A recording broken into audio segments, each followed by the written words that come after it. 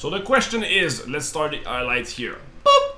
The question is, how do I do something that goes like 1 2 5 0 something k in Zombidle? So then afterwards it goes like with millions, and then it goes with quadrillions, and it goes like infinitely, while the number are either an int or a number, and after a while int or a number does not handle like big freaking number like this.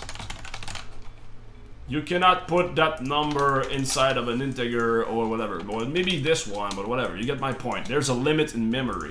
So how do you handle that? Alright, so first what I do is very simple. I take an array of the digit and I just push the array of digits. So it's basically limitless, right?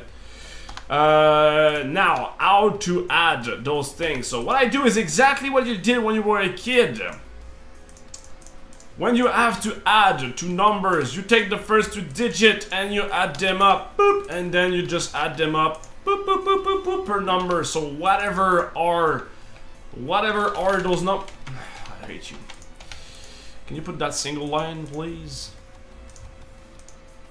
I thought it was anyway. So when you have like an infinite number like this,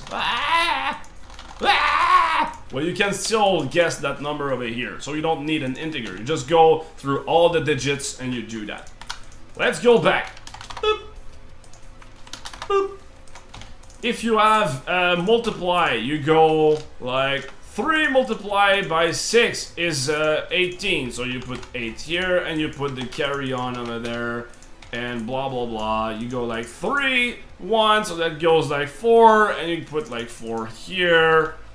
And then you go back, you put a 0 here, and you say like this is 6 and this is 1. So that gives a 208, right? I hope that's it. 16 multiplied by 30. Woo! Okay, good.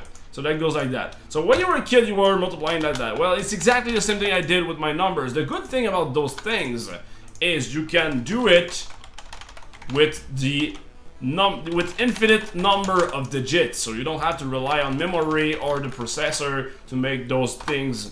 So I do not take like var n and then var n2, for example, and go like this is 1 multiplied by the second one.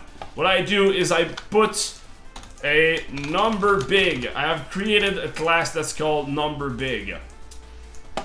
And in that number big thing, you can say like set value. Why the hell is it always making set value? You pass a string.